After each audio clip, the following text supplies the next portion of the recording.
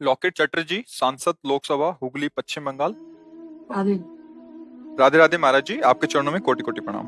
महाराज जी, मैं एक जन प्रतिनिधि के रूप में निरंतर जन सेवा कर रही हूँ। मैं और कैसे ज्यादा से ज्यादा जन जन तक पहुंच सकूं, ऐसा मार्गदर्शन करें और आशीर्वाद प्रदान करें कि जन सेवा करते हुए भगवान की प्राप्ति हो सके। बहुत सुंदर बात है।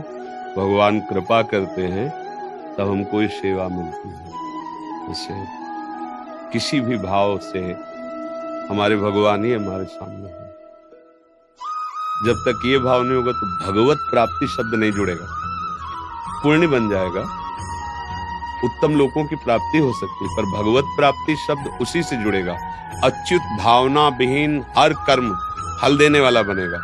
और अच्युत माने भगवान, भगवत भावना युक्त जहां हुआ वो कर्मयोग हो जाता है, और कर्मयोग सीधे भगवत प्राप्ति कराता है। आपको तो बहुत बढ़िया कर्मयोग मिला हुआ है।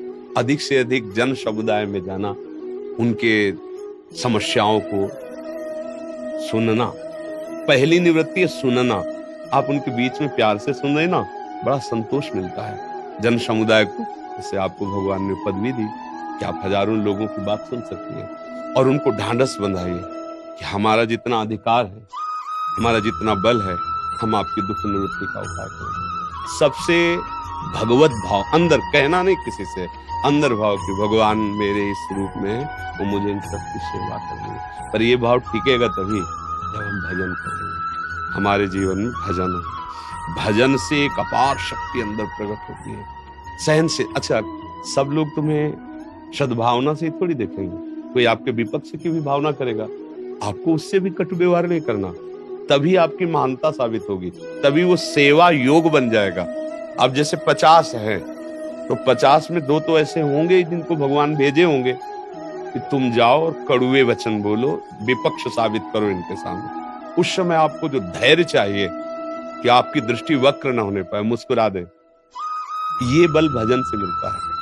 कि हंस दिए, कोई बात नहीं, ऐसे हंस दिए, ये आपकी महानता होगी, और ये महानता केवल प्रभु के भजन से मिलती है। अगर औषध पड़े तो हम उसका भी हित करेंगे जो हमारे प्रति कड़ुआ बोला है, विपक्ष में है। अगर मुझे सुनने को मिले कि वो विपत्ति में है तो बिना उसके कहे हम उसका हित करेंगे। ये हो जाएगी भगवत सेवा, और इसका फल होगा सीधे भगवत प्राप्ति। हमारी प्रार्थना है कि आप नाम का स्मरण करें, जो आपको नाम प्रिय हो। या अब हम लोग तो नशेबाज हैं राधा नाम के, राधा राधा राधा, आपको जैसा प्रिय लगे नाम जप कीजिए, और आहार शुद्ध रखिए, खान पान, क्योंकि जैसे बहुत लोगों से मिलना होता है, सब अलग अलग स्वभाव के लोग होते हैं। आपका पद ऐसा है कि आपको बड़ी बड़ी सभाओं में जाना पड़े। आप आहार जहां तक हो पवित्र आहार लीजिए और भजन कीजिए। तो देखो यहाँ के जितने पद हैं वो सीमा से युक्त हैं, नहीं, एक पद है जो असीम पद है, वो है भगवान की। इस शरीर से तो एक पद मिला ही, इस शरीर से वो भी पद मिल जाए जहां आवागमन मिट जाए और भगवान के धाम में हमें निरंतर वास मिले। ना जन्म, न मरण, न रोग, न शोक, न दुख, न हानि, न कभी किसी तरह की चिंता। अब हम निहाल हो गए, अनंत काल तक के लिए सुख, और वो इसी शरीर से मिल सकता है, देवताओं के शरीर से भी नहीं मिलेगा। तो प्रभु की वास्तविक आपके ऊपर कृपा है जो आप संत समागम में आए। जब द्रवहि दीन दयालु राघो तो साधु संगति पाए। भगवान जब अपने जन पर प्रसन्न होते हैं तो अपने संतों के पास भेज देते हैं, मिला देते हैं। नाम जप कीजिए, आहार शुद्ध रखिए, और व्यवहार भगवत भाव से कीजिए।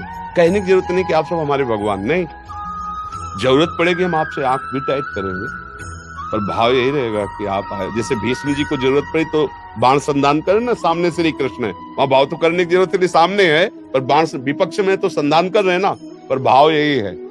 जब दौड़े भगवान चक्र लेके तो रख दिया, बोले वाह प्रभु, यही देखना चाहता था कि मेरा प्रण रखते हो या अपना प्रण रखते हो। भगवान ने प्रण किया था महाभारत युद्ध में मैं कोई अस्त्र नहीं गाऊंगा, उन्होंने कहा था मैं गंगा का पुत्र, शांतन पुत्र नहीं कहलाऊंगा यदि आपसे अस्त्र न गहा दूं। तो भगवान ने अपनो परण विशार भगत को पूरो परण, पर देखो भगत विपक्ष में खड़ा।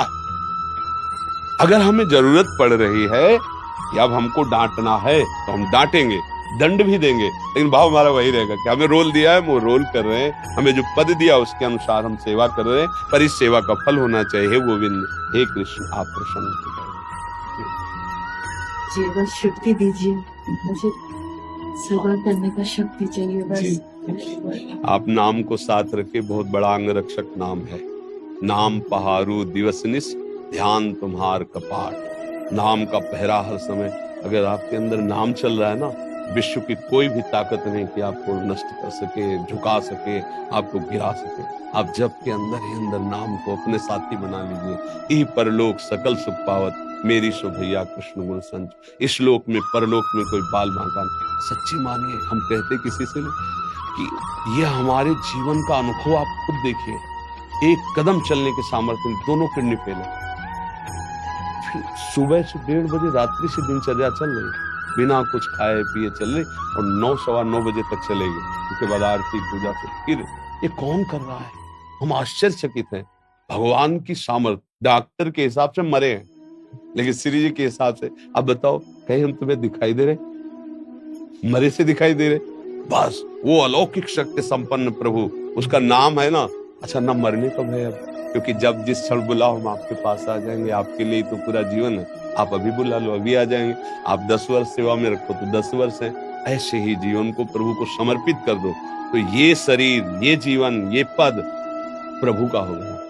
और सिंह के शिकार को जैसे कोई भेड़िया नहीं देख सकता, ऐसे भगवान के द्वारा रक्षित पद या भगवान के द्वारा रक्षित व्यक्ति या भगवान के द्वारा रक्षित संपत्ति, उसे किसी की ताकत नहीं कि दिखा सके। रात दिन उन्नति होती रहेगी। हमारे यहाँ महापुरुषों ने कहा है, जैसे शुक्ल पक्ष में चंद्रमा का वर्धन होता है, ऐसे भगवान का आश्रय लेने वाले का जगत में भी उन्नति और परलोक में भगवत प्राप्ति। खूब नाम जप कीजिए, सब में भगवत भावना हित भावना रखिए।